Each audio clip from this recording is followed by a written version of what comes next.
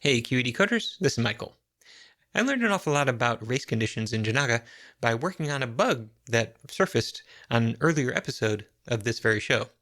So I wanted to walk through that bug and show you what I learned and how it's going to affect Jinaga. So that bug occurred in LaunchKings, which is an application that Improving created for code launch. Code launch is happening right now in Canada, and so that's why you're seeing this recorded video rather than the usual live stream. So I'm in Canada right now, celebrating the fact that hundreds of people are using a Jinaga application all at the same time, and probably freaking out just a little bit about if the Linode server can support that. But what I want to go over with you is a bug that you might remember popping up just a few weeks back. So I'm going to show you the working application first, and then we will replay that video and see the bug that we saw. Then I'll walk through how that happened in LaunchKings and how I fixed it, and then let's talk about the effect of that particular bug on the Jinaga platform. So let's get started with the LaunchKings demo. What you're seeing here is the LaunchKings admin application. This is where we set up a code launch event and we schedule the 6 finalists that will be competing on stage for this evening. And down here, we've got an attendee access code. This QR code gives attendees access to the front end of the application so that they can vote by spending launch bucks on these startups. So I'm going to go ahead and hit this QR code. And as I do, you'll see that it brings up the LaunchKings app. Here it's saying that our MC will tell you when it's time to vote using our launch bucks. And enjoy the show. So from the backstage, what will be happening is we will be going to the event dashboard. And then from here, we will be advancing the state of the application, the state of the event. So right now we are in the holding state. So everybody is just milling about, enjoying time with other attendees. And then the MC takes the stage and the finalist round opens. This is where you see the finalists present their startup pitch. What are they going to use? All of the money that they're raising in order to solve some real significant problems. And you can see that the backstage folks have this live view of what votes have been allocated. So as we tap on these buttons, we can allocate some of our launch bucks to various startups. Okay, now I think I'm really locked in. Meanwhile, everything is clearing up on stage, and the MC is saying that the voting has stopped. So then we complete the voting, and everything is disabled. And then we select our head-to-head winners. So we will pick the winners with the highest votes and lock them in. And then they will be the winners going on to the lightning round. So now we've got our lightning round winners, and we go all in here where we allocate our entire 50K of launch bucks. So I'm going to give all 50K. You know what? I really did like Golden Connections. So let me give all 50K to Golden Connections. And that is captured backstage as well. Now, once the lightning round is closed, you can see it disables everybody's buttons. And then we get to lock in the champion. And so now we have the champion of Golden Connections. And we announce that champion on stage. Everybody goes up and celebrates. We've got a big old confetti cannon. And then we flip to the champion announced on the mobile device. So you can see with all of this, as I was advancing the evening, the phone was automatically updating. So we've got these server-side events, these subscriptions that are happening in Jinaga that pushes this information to the mobile application. that's exactly the same technology as we're using here in order to push our votes back to the backstage application behind the scenes. So the issue that we ran into a couple of weeks back is that instead of seeing this live update, you saw a big old forbidden error appear on this page. So let me go back through the previous show, and we will talk about what caused that. So here in this previous episode, I'm showing off the attendee application inside of a browser this time rather than on my phone, and then the backstage application. And so we can see that we currently have round 1 open for votes. Something seems to be wrong with the update of the vote allocations page. We're not seeing anything show up there. After a little while, we see this error loading event, network error. What is this? Something's going wrong with the subscription to these vote allocations. And as I'm kind of talking through the issue, we'll see that every few minutes, it pops back up again. It just seems to be recurring at regular intervals. And I can't quite figure out why. So eventually I just kind of give up hitting the retry button, and it's like, well, something's going on here. Let's see if we can figure this out. Fortunately, I did figure it out. I took a look at the request and the response for the subscription to get all of those vote allocations. And the request sets up the specification for those votes. Now, the response was that we cannot distribute to this specification. And the reason is that the user does not match this other specification. So this is how distribution rules, how the security of reads happens in Jinaga, is that we put a distribution rule around a specification that says only certain people can run it, only certain people can ask this question. If the person making this request fits that specification, if they are an administrator of the same tenant that this voting round was in, then they should be able to run this query. They should be able to execute this specification and get back the results. And in fact, the person making this request is an administrator. That is the whole security behind this admin portal. So what's going on?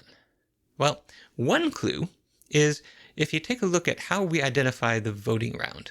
Look at that. That's just a big old hash. So that's what we know about the voting round. We know this particular hash. We know its identity, but we don't know anything else about it. Okay, so we can see these specifications on the screen, but they don't make a whole lot of sense unless we take a look at a diagram. So let's take a look at a diagram of the application. We'll open up GraphViz to the side, and here we have the events within LaunchKings. So this is a multi-tenant application, and each tenant has a creator. That creator is some user. And then within the tenant, we create events, like the event for the QR code that I just scanned. And now, underneath that event, we create voting rounds. So we've got voting round 1 for the finalists round, and then we've got voting round 2 for the lightning round. So the voting rounds belong to the events, and so we create those as successors to the event. Now that we have a voting round, we can take a look at what the attendee is doing. So an attendee is a different kind of user. They are within a particular tenant, so they're an attendee of a code launch event. But this is just saying they're an attendee. We don't yet know which event they're at. And then we've got another fact that records they are an attendee at this particular event. And so now we know they are an attendee at Code Launch Canada 2025. And then at that event, for a particular voting round, they create a certain vote allocation. So they've tapped some buttons on their phone. That combination of votes is a vote allocation. That fact belongs to that attendee event and is for that particular voting round. So this is how the attendee sees the event. Now, how do we know who can administer the event? Who is an administrator? Well, there's another way that we use the user fact, and that is for the administrator. So an administrator is a user of a tenant that has special permissions. This is how we keep track of administrators within the LaunchKings application. So this is the relevant portion of the model that we're particularly interested in. And now, starting with voting round, what we want to do is figure out what are all of the vote allocations. To do that, we've got this custom hook, use event votes. So the first thing that you'll see that this custom hook does is that it sets up some state for the voting round. It's either a voting round or null, and we use an async method to create the voting round based on the current state that we're in. So it's either going to be voting round 1 or voting round 2. Or if we're not currently in a voting round, it's going to be null. Then once we've got that and we have set that voting round, now we've got our voting round variable here, we can use effect in order to subscribe to that voting round. So this use effect is going to call j.subscribe, use this voting round allocation spec starting at that particular voting round, and then as we get back allocations, we'll go ahead and add them to our voting round allocations array, process that array, and figure out who allocated what to whom. So this use effect here, since it's using this voting round up here, as you might expect, it is dependent upon voting round. So that means that we are only going to run this specification after we have created a voting round. So it seems like we're safe. So I'm going to explain a little bit how this specification works and how things all fit together, because that will start to reveal why we're not quite safe. Okay. Now we've got our voting round. Let's take a look at the specification up here to get the voting round allocations. So if we take a look at the voting round allocations, we are starting at a voting round, and then we are getting all of the vote allocations within the round. Well, that's a little helper method that gives us the successors of that voting round that are vote allocations. And so that means on our little diagram over here, we will start with the voting round, and we're going to go down to the successor vote allocations. Okay. And then, once we have those successor vote allocations, we then do a select many to get up to a predecessor. Vote allocation attendee event, attendee user. So that means that we are going to walk up this side of the graph from that vote allocation to the attendee event, the attendee, and then finally to the user. So that's the set of information, the set of facts that we are trying to get from this specification. Now let's take a look at the distribution rule. Who is allowed to ask this question? And so for that, I'm going to go to the competition distribution. And in here, we've got a specification that says that I'm going to share this particular specification, and this will look very familiar.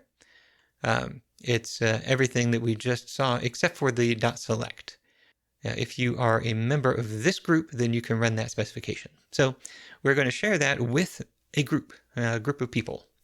So starting from the same voting round, that's the whole trick to how these specifications work.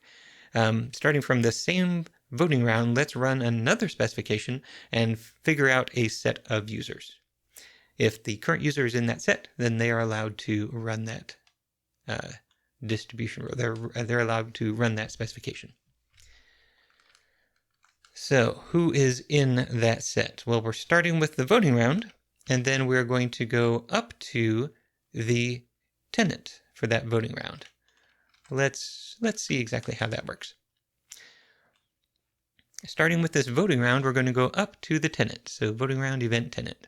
Okay, so we've gone up to that particular predecessor, and now we want the administrator users of that particular tenant. And this will get us into another little helper method where we're looking at the successors of that tenant that are administrators. And then once we've got those administrators, we are going to find their user predecessors.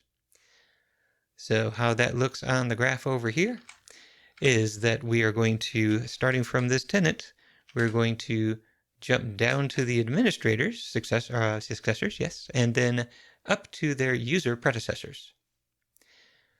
So what this graph is telling us is, starting from voting round, what we want to do is follow this path to figure out all of the users and their vote allocations. Who can ask that question? Well, let's start again at this voting round and follow this path to figure out who the administrator users are. They're the ones that are allowed to run this specification. Okay, so that is what we're faced with. That is what we're trying to execute and who is allowed to do it. Now let's see if we can figure out what was going wrong. Why is it that that when I was running this this application, I would sometimes get these forbidden errors? The problem is that the admin dashboard is using local storage.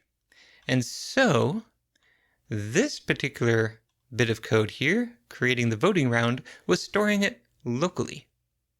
And that means that we were able to get this event, this voting round here, and we were able to move on to this subscription before the voting round object itself was sent to the backend replicator. And that is what caused the race condition. Why would this be a race condition?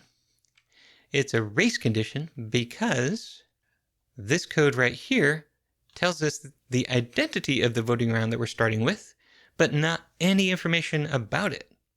And so this specification reached the replicator first before the actual voting round did.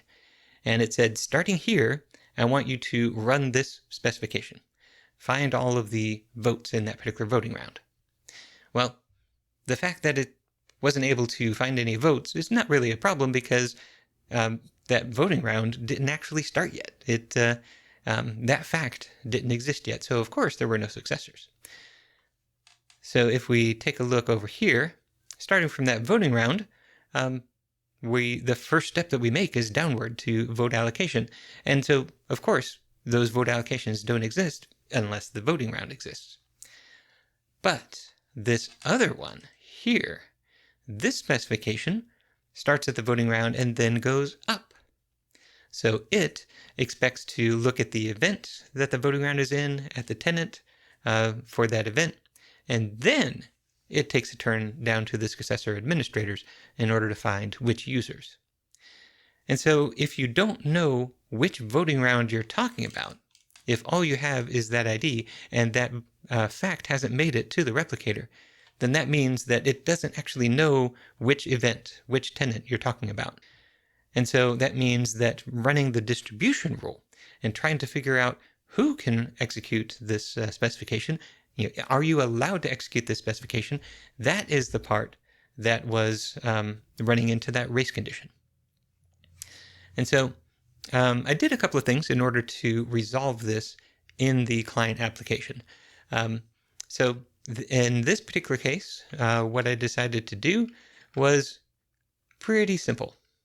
In this code right here, this custom hook, whenever I'm creating a brand new event, at that exact moment, I will also create voting round 1 and voting round 2, just so that they are in the replicator long before anybody ever goes to the dashboard. And that solved the race condition for this application.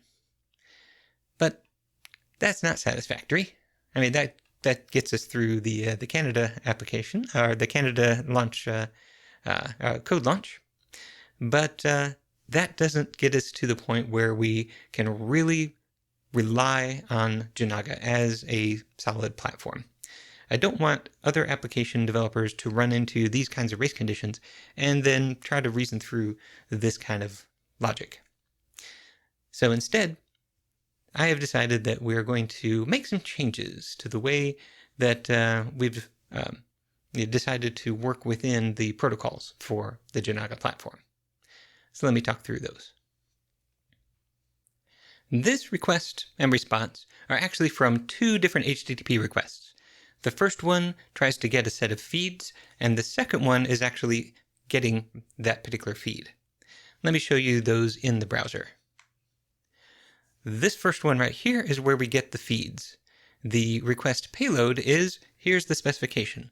Starting from that particular fact right there, that particular voting round, I want you to get all of the vote allocations and users.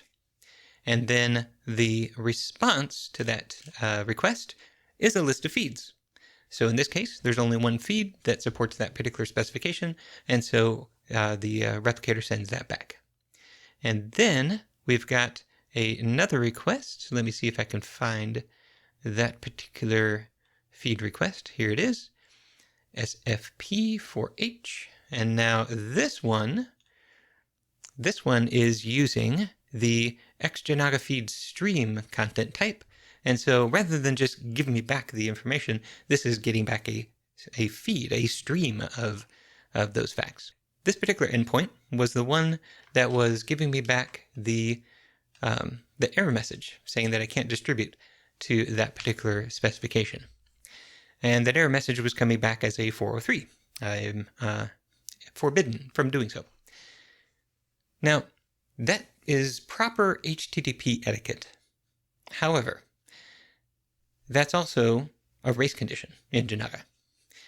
And so the alternative approach that I will be moving to is that this will instead return a successful result with an empty collection. Why is that? Well, that's because the facts that I need in order to validate this distribution, they might arrive later. So there are a couple of different ways that you might not be validated now, but validated in the future. And that is that the one that we're seeing right now, the voting round hasn't arrived yet. So the voting round is the starting point of this specification. If I don't know which voting round goes with this particular hash code, I can't run any specifications. So let's return an empty set, and then when that voting round occurs, then I'll actually run those specifications. The second way that we could go from not authorized to authorized is that the administrator fact might not have arrived yet. Notice we had to go back down to a successor in order to pick up the administrators. That means that it's not causally related to the voting round. So there is no causal connection between the two, which means that we can receive them in any order. That's the whole purpose of historical modeling in Jinaga, to model what we know we have to receive in order and let everything else arrive in whatever order it happens to arrive. And so if we set up race conditions based on things that are not causally related, we've pretty much violated the whole premise of historical modeling. So that means that we have to change this. That it's not that you're forbidden, return an error, disconnect. It's we don't have anything for you yet. Maybe because there's nothing here, maybe because you're just not authorized yet. But when the voting round shows up or when the administrator shows up, then we will start delivering results. So with those changes to the Jinaga framework, then we'll be able to completely eliminate race conditions from these kinds of applications. And I find that really, really compelling. So you won't have to reason through what happens if the server's in this state and it receives that message and it transitions to this and it fires off another message to another server. That kind of reasoning, that is precisely what historical modeling was designed to do away with. And as long as we have race conditions within the Jinaga framework, then we still have to resort to that kind of reasoning. And that is not the experience that I want. It's not the experience that I want for you either. And so, over the next few weeks, I'll be making those changes to the Jinaga framework. We will fix these race conditions. In the meantime, this particular race condition is fixed in the application, and we're going to have a great time at Code Launch Canada. So I can't wait to talk to you next time and tell you everything that happened. Until then, hope you build something awesome. Take care.